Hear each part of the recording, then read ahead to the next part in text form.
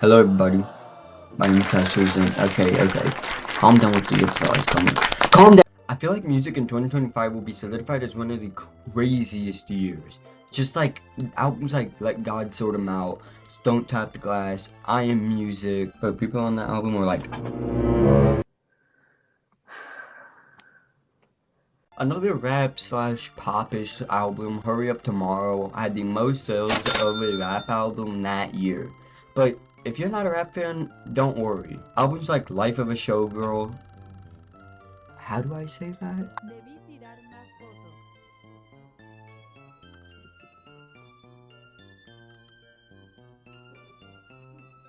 I'm not even gonna try that. That album by Bad Bunny, Swag, and A Man's Best Friend. Low-key wish I was Sabrina in that cover, bro. Wait, isn't she on the ground? While 2025 had its hits, it also had its flops. What up, dope? Oh my god, bro. Okay, but that's 2025. We're in the big 26 now. And 2026 is already looking insane for music. And we're not even a month in yet. Between long-awaited albums and huge cultural moments and artists clearly stepping into new eras, it's genuinely one of those years where I think we're gonna look back and be like, yeah, that was something special. And the best part is that these aren't just any random drops. These are drops that the world is actually excited for. Like, we're marking days off of our calendars type of excited for these albums. Do people even still use calendars? Comment down below if you still use calendars. Goodness. So anyways, sit back, relax, get some popcorn, and maybe play a little bit of jazz in the background as I go down why 2026 already is looking like a great year for music. Oh, and also if I sound like a dying T-Rex, I'm sick. So, please forgive me. Like, I got the Sprite and the Bright and the pipe and the pipe.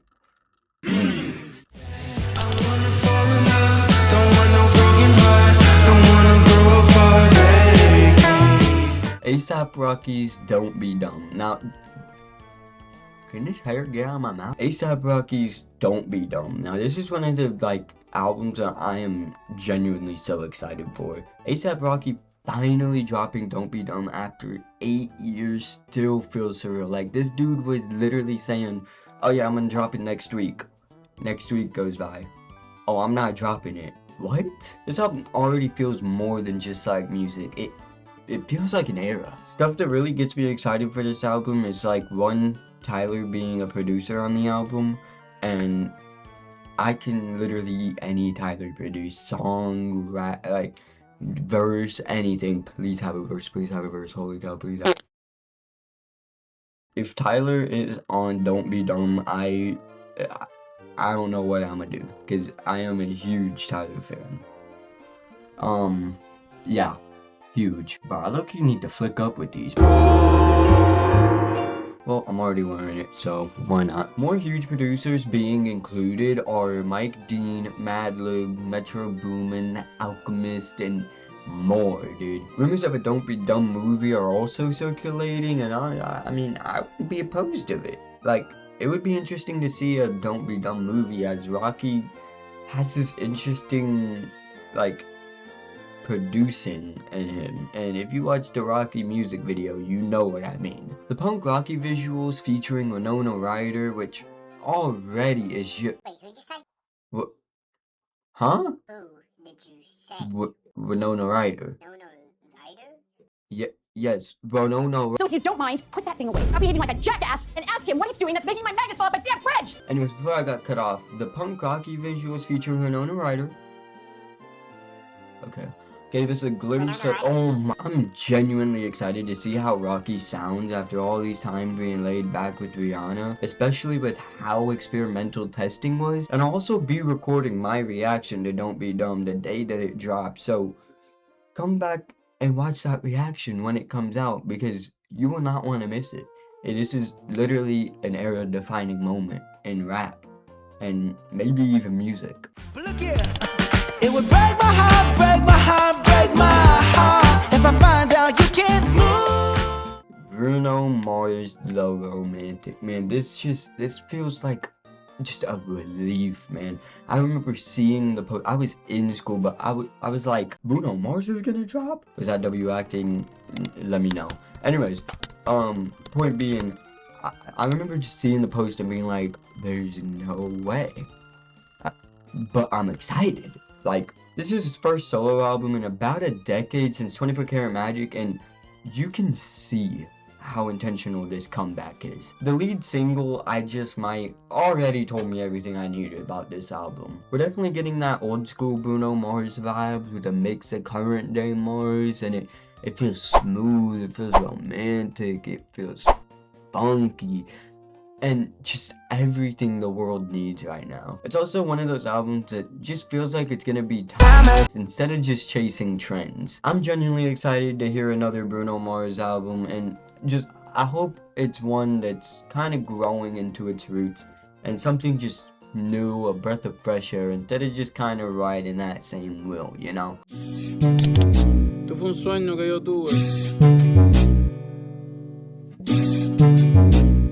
Bad Bunny Superbowl performance. Now, this isn't an album, and the next few ones aren't really album based. But just hear me out real quick. Even though it's a controversial topic to a certain group, thanks to America, he's making millions of dollars. Thanks to Americans, he is going to be on stage at the Super Bowl halftime show, one of the biggest and most watched shows.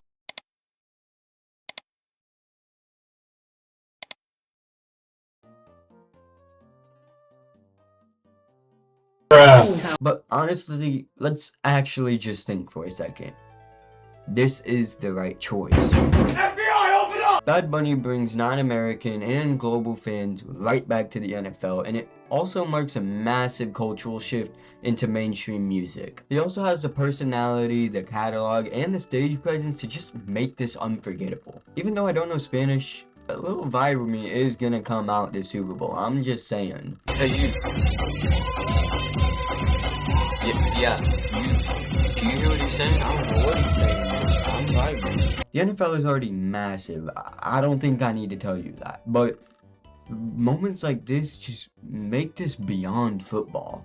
From a music perspective, this performance hands down could possibly be one of the biggest performances for music.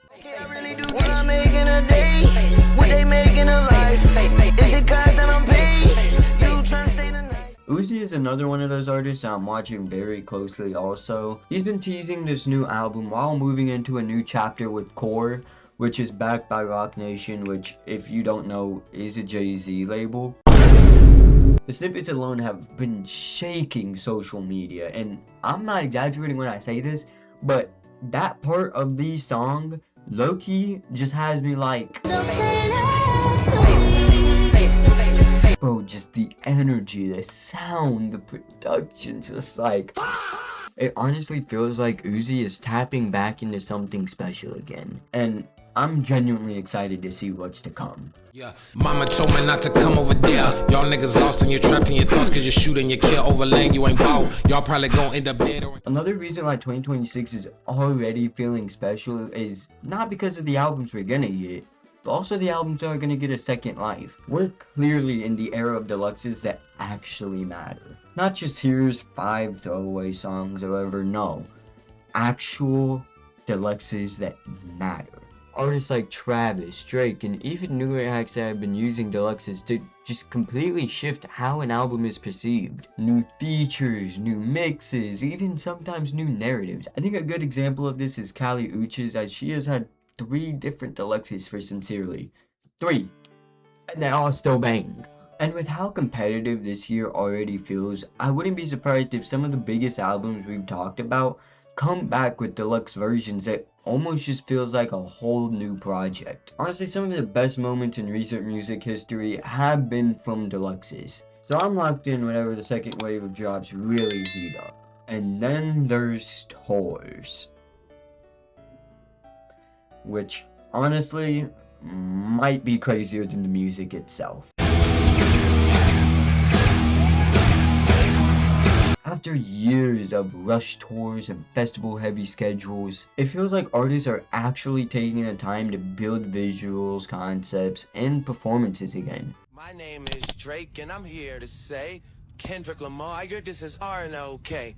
Diss me, now you got... Kendrick Lamar and Drake. Nothing is officially confirmed, but clues are literally just everywhere. Like, for Kendrick, every move feels calculated right now. Silence, cryptic hints, subtle appearances. It feels like he's setting the stage for something big, something, like, focused.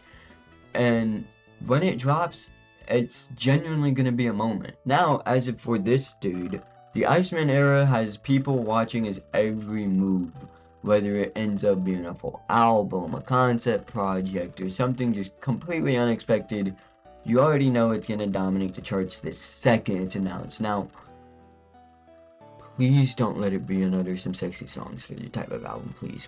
Holy cow, I am not listening to the album. The only acceptable song is Nokia. Nokia has fried into people's brains, so like, please just let it be good. If both of them drop in the same year, right after all the beef, that could genuinely cement this year as one of the biggest years for hip-hop ever. 2026 just feels different, and not because of the names, just because of its energy. Artists feel confident again, fans feel excited again, albums feel like events again, and it's not just, yo, what's dropping next Friday? Oh, that new Yeet, that's what's up. No, it's, dude, did you hear that new ASAP? It was low-key life-changing. But yeah, honestly, 2026 is shaping up to be a good year for music. Maybe just the best. Between Don't Be Dumb, The Romantic, Uzi's new era, massive cultural moments like the Super Bowl halftime show, expected heavyweight drops, deluxes, tours, this just feels special, and we're just getting started. Let me know down in the comments what albums you're most excited for, what you think could come out of Don't Be Dumb, or is there just something I didn't even talk about in this that I should have talked about?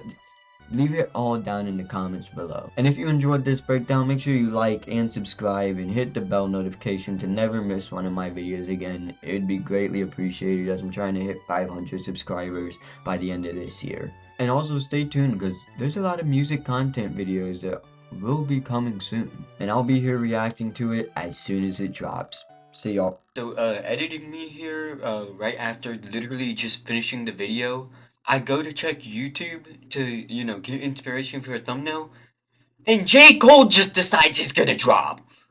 Like, what?